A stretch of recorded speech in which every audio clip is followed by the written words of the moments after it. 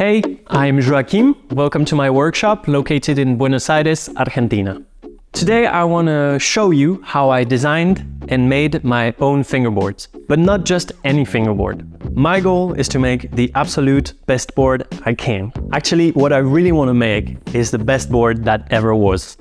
Now, I've been fingerboarding for about 16, 17 years, and for almost 13 years I've been sponsored by the world's best and biggest fingerboard company, Black River Ramps from Germany. And if you were already subscribed to my channel, that's probably why you know me, through my fingerboard practice.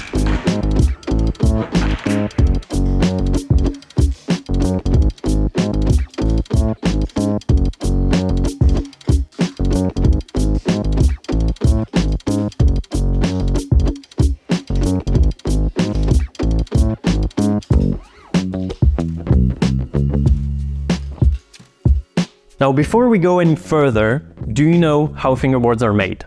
Well, they're made pretty much exactly like a skateboard. So you've got your two-part mold in which you place wooden veneers, usually maple. And here in South America, skateboards are sometimes also made of guatambu. It's a local hardwood. It's actually almost twice as hard as maple, but it's unfortunately also heavier, which makes these skateboards a little bulky. The veneers are arranged with the grain alternating to improve rigidity, and then they're coated in glue and pressed in the two-part molds to give the board its shape. You then drill the mounting holes for the trucks, cut out the outside shape of the board to your liking, and give it a bit of sanding, maybe a graphic, a few coats of varnish. You get yourself a skateboard. And the process I want to develop is, in essence, the same, but I want to add a few innovations along the way which should really bring these boards to the next level. So, before I go out pressing any deck, I need a mold. And before I have a mold, I need to design it. I taught myself a bit of 3D modeling, so I'm going to model this mold myself, start to finish.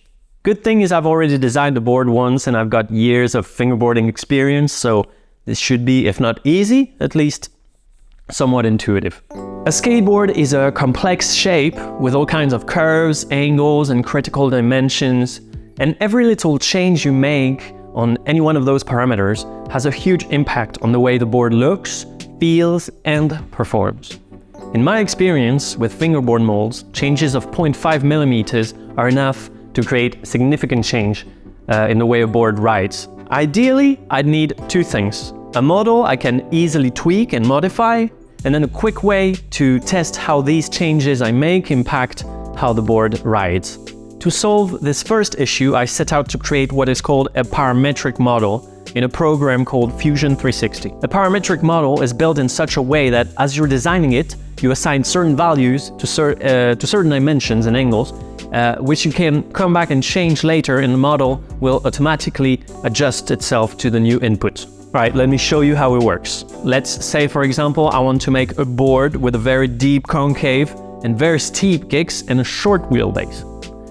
I just type corresponding values in my parameter window and the model will automatically adjust to this shape. Likewise, if I want a flatter shape, I change the values to what I need and the computer recalculates it all again and shows me the result. And I made the same thing for the outside shape of the board, so I can change up the values and it changes the outline. It just blows my mind that we have this kind of technology nowadays. Bear in mind, I've been learning 3D modeling for like a year and a half. So this is huge for me. It feels so powerful. Now this is cool and all, but I need a way to test if I like this shape, and if I don't, I want to be able to quickly change it up and test it again. How do I turn this 3D model into a fingerboard I can test? Some people use 3D printed molds to press fingerboards. Now I could 3D print a mold every time and press a wooden deck, but what's even easier is to simply print the board. 3D printed fingerboards are surprisingly functional. And if you're ever going to try printing a fingerboard, I recommend using PLA because it's pretty stiff. I printed my prototypes in PETG, which is a bit too flexible, but that's what I had on hand and it's plenty good enough for prototyping. Every board takes an hour and 10 minutes to print and uses 9 grams of filament. That's about 0.3 ounces. You only need a tiny bit of support to get the curve started and then it prints really easily. And then I just have to clean up the print, removing the brim that helps it stick to the bed of the printer. It's necessary, the brim, because the board is pretty thin and doesn't have a whole lot of surface area in contact with the build plate. And then each board is tested.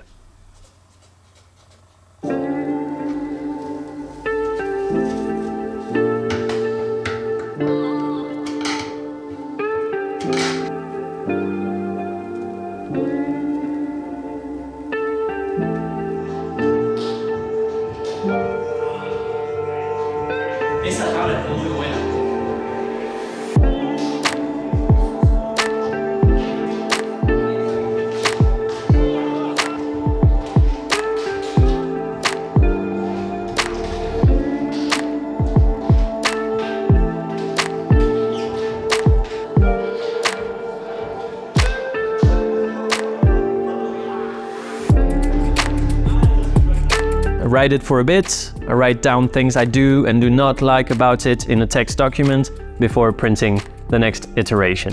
And finally, after around 18 iterations, this is the one. This is the best fingerboard shape.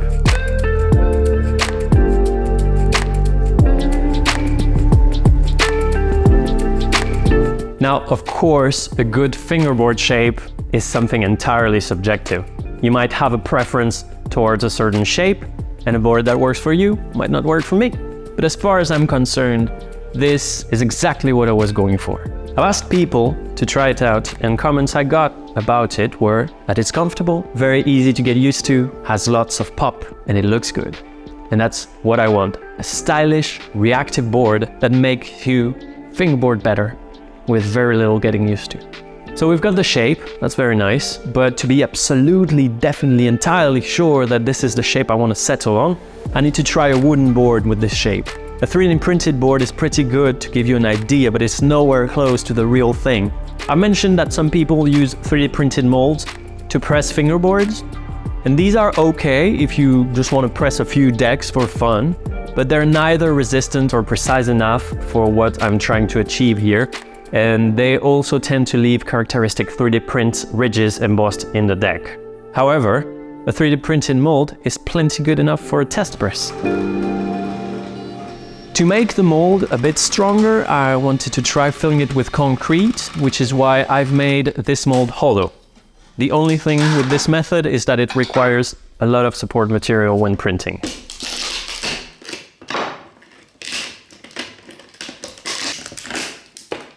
Yay! Nice. One big chunk.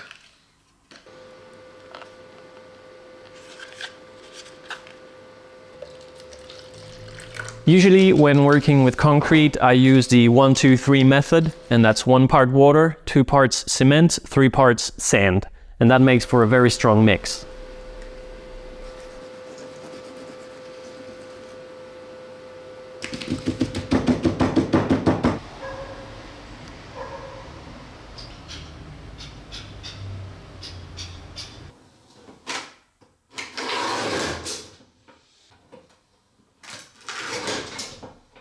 All right, so let's try it. I'll make a classic 5-ply maple board.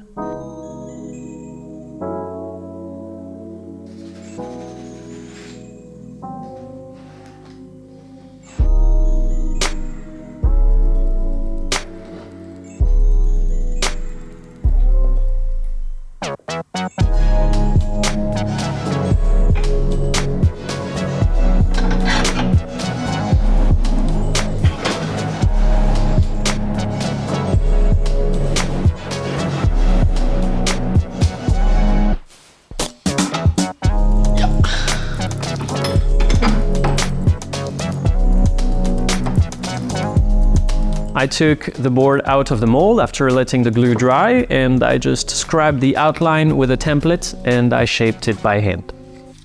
You should always let a board cure for at least 24 hours before you do any work on it.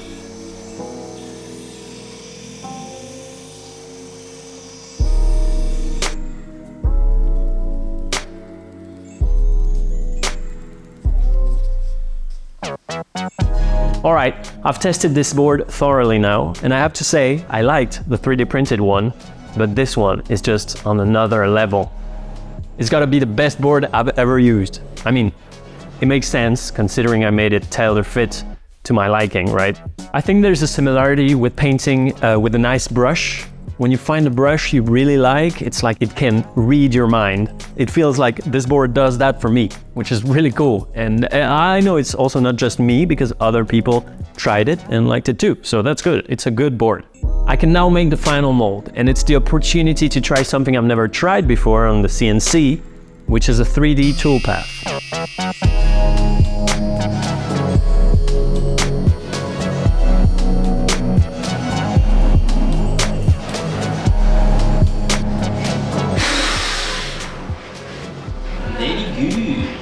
You'll notice I'm machining it out of wood and not aluminum. It's because I'm not equipped to machine aluminum, although I hope to one day. However, I've found that a wooden mold works extremely well, and it's also a beautiful object in my opinion. And certain skateboard factories actually use wooden molds and presses. Also, I'm not using just any wood for this. This is Quebracho Colorado, and it's a local hardwood, and it just so happens to be the third hardest wood in the world. Didn't know there was a single advantage to living in Argentina, but yet here we are. It's rated at 20,000 newtons on the Janka hardness scale. That's over 3 times harder than maple, which is only rated at 6,000 newtons.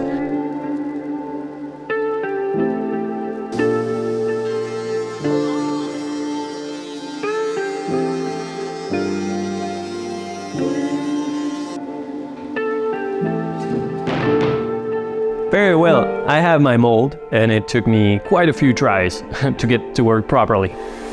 I must have machined 6 or 7 different ones, and each one takes like 3 hours to machine with 3 or 4 tool changes in the process. And then I decided to change material. As you can see, this mold is made out of plastic. This is a particular thermoplastic I've chosen because it can easily resist the pressure used for pressing a board, but also, and mainly, why I changed from wood to this is because it is stable. Wood is a material that expands and contracts with the seasons, and I can't make the best fingerboard in the world out of a mold that is unstable, even if it's just a tiny bit. And since, as I mentioned, I'm not equipped to machine aluminum, I went with this option, which works wonders. Now let's talk about the glue. This is gonna get nerdier. Traditional wood glue is not strong enough to maintain the shape of a fingerboard. They do glue most big skateboards with a modified water-based wood glue. Sometimes they use epoxy, but for some reason, normal, common, water-based wood glue doesn't work well for fingerboards. Maybe that's because there are so many tight bends happening in such a small area. Who knows? So fingerboards are usually pressed with an adhesive called polyurethane glue. This one is just one you can find in Argentina. You probably have a version of it in your country under some other brand. It's a one-component glue that will react with the moisture in the air and in the wood, and it cures very fast, and it fares better than traditional wood glue for this application. That's what I've used to press the first test board in the 3D printed mold. However, that's not what I want to use for my boards. I want to use epoxy. Epoxy has all kinds of applications. You can use it to cast things, to make river tables and all that, but it also happens to be basically the world's strongest adhesive. As I said, they sometimes use it for skateboards. I don't know of anyone in fingerboarding that uses epoxy, and that's probably because, aside from the fact that it's completely over the top, epoxy is a bi-component glue, which means you have to weigh it, measure it, and then mix it, and yeah. Now, I've said I don't know of anyone using epoxy in their fingerboards. That doesn't mean there aren't people who do, I just don't know about it. What I've seen, however, is some brand lying about using epoxy for their boards, which sucks. If you want to know what type of glue your favorite brand uses, sometimes they post photos of their production process on social media. If you see board blanks covered with foamed up dry bits, that's polyurethane glue. Polyurethane foams up when it cures. And as I said, this glue makes for great fingerboards, but it's not epoxy. I've looked around, and from what I've found, polyurethane glues range in strength of 6 to 10.5 megapascals per centimeter square, which is plenty for a fingerboard, but I'm not shooting for good enough. I'm trying to make the best board ever made. So I want to try epoxy, and the one I've chosen to use has 15 megapascals of strength, so it should make for an incredible board. This epoxy is not just strong, it's also very hard, with a Shore D hardness of 82 on average. To give you an idea, 90 is bone hard.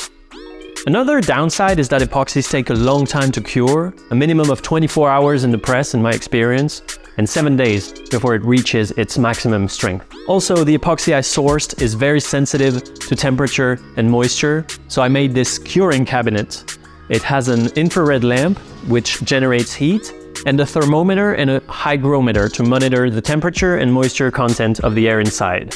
There's also some vent holes to allow moisture to escape and not create a steam bath in there. Yeah, this is a labor of love, which amounted to nothing in my case. I've tested and tried the decks I pressed with epoxy, and I couldn't feel a difference with a board glued with polyurethane glue. So in the end, I've decided not to use it and to just use some good quality polyurethane glue, which, as I mentioned, works amazing. It works just fine. Sometimes the most difficult option is not necessarily the correct one. Now, let's nerd out again and talk about how we're going to press our boards. There are a few ways you can press boards. Plain old woodworking clamps work. You can put it in a beefy enough vise like I did with my test board, but be careful because I've already broken 2 vices pressing fingerboards, including this one. Many, if not most, fingerboard brands use hydraulic jacks, and there's probably other ways I don't know about that people use to press their decks. In my case, I have found a way to apply a constant 1.2 metric tons of pressure on my boards, but I'm not quite ready to show my pressing setup just yet. Maybe sometime in the future. Just so you know, 1 ton is plenty to press a fingerboard. It's completely over the top actually. You can press a great board with way less pressure. But it sounds good, 1 ton. Alright, so we've got the mold, we've got the glue, we've got the press. Now I'll show you the process I use to shape the boards. Our blank has had time to cure and we need to cut the outside shape so it finally looks like a skateboard. To do so, I'm going to use a router with a pattern folding bit. This bit has a bearing that rides along a surface, enabling you to transfer the shape of the template onto your blank. Now, the router is, in my opinion and experience, the most dangerous tool in the workshop. I'm terrified of it, with good reason, since I've actually nicked the tip of my finger off a little over a year ago, which was very scary, very painful, and now I have this dumb-looking finger. And it wasn't even routing a fingerboard, it was on a much bigger piece while working on a furniture project. So when I see people routing their fingerboards like this, it drives me nuts. Because in my case, I was lucky it was just the tip. But it could very well have been a whole finger or 2. So don't do it like that. Don't be stupid.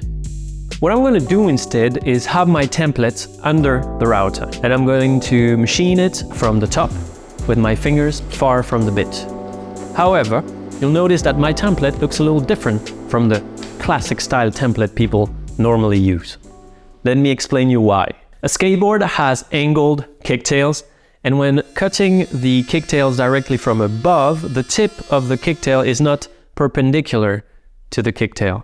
So after routing out the outside shape of your board, you also have to carefully bring this angle perpendicular to the kicktail with sandpaper.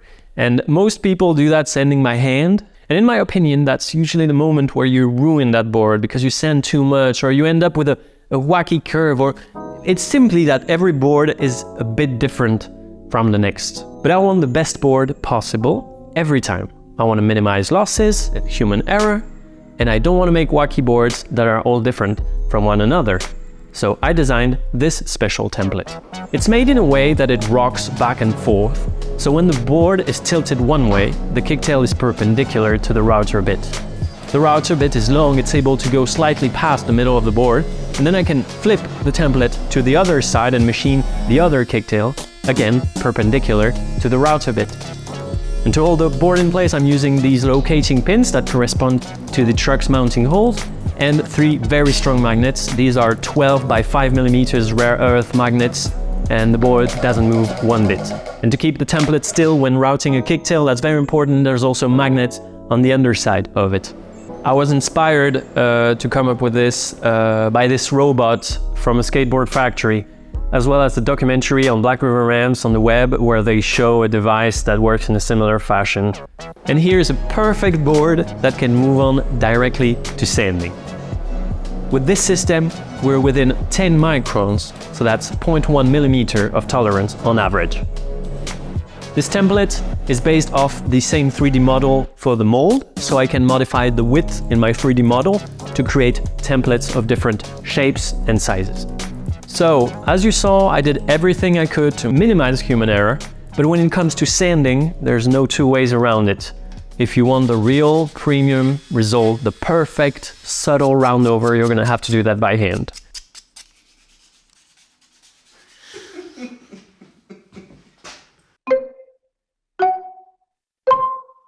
I'm currently still researching and working on designing custom tooling to help make this process easier. In the meantime, each of these boards will be carefully shaped to perfection. I've added a sexy little engraving on the boards, and I even made a couple ones with a drawing of mine engraved too.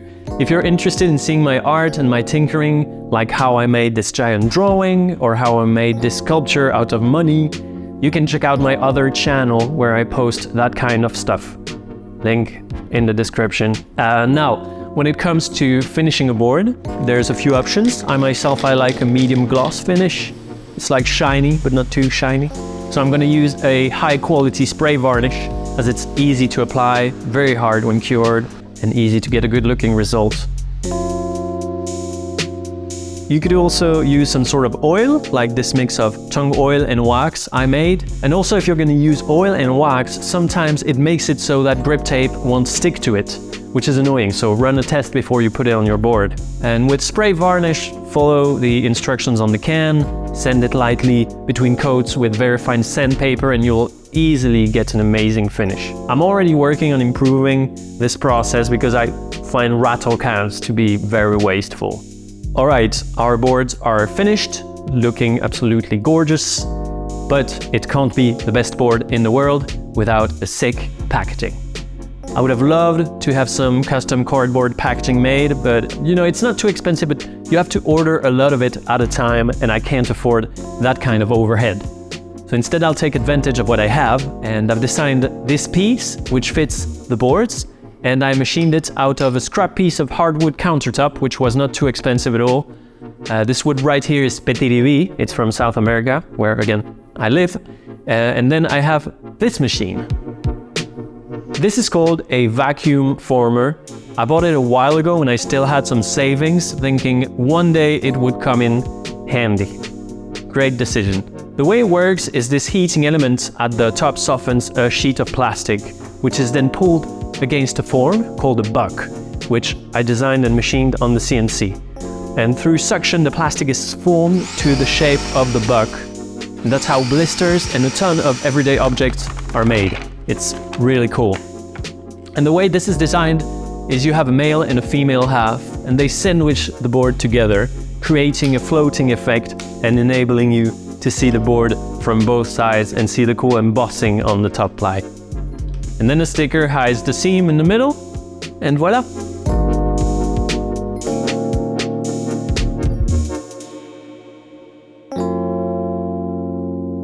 I hope you can feel the passion I feel for fingerboarding and value the hard work, the patience, and the care that goes into each and every one of these boards. These are, personally, the best boards I've ever ridden, and I'm confident you love them too. First batch is available now at december.ar.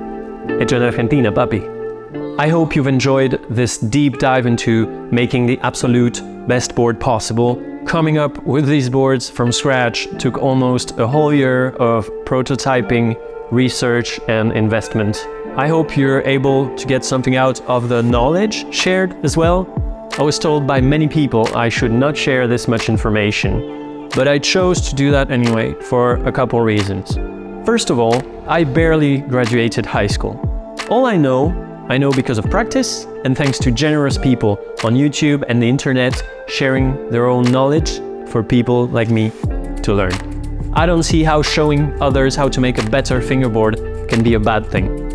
it can only be good to have more high quality products on the market. That's at least what I think my clients deserve. There's already plenty of affordable, good quality fingerboards gear you can get. I wanted to offer something different, something extravagant. And there's also that by educating you about what makes a good fingerboard, you will be able to choose wisely where you spend your money and who you support. I've been fingerboarding for a while now, and although it's great to see an increasing number of people falling in love with fingerboarding and creating good quality products, it's also sad to see those hype brands who don't even make their own boards sometimes, or those others who just put their brand on stuff they import from that one factory in China. It's of course okay, I guess, that's capitalism, you need some of that.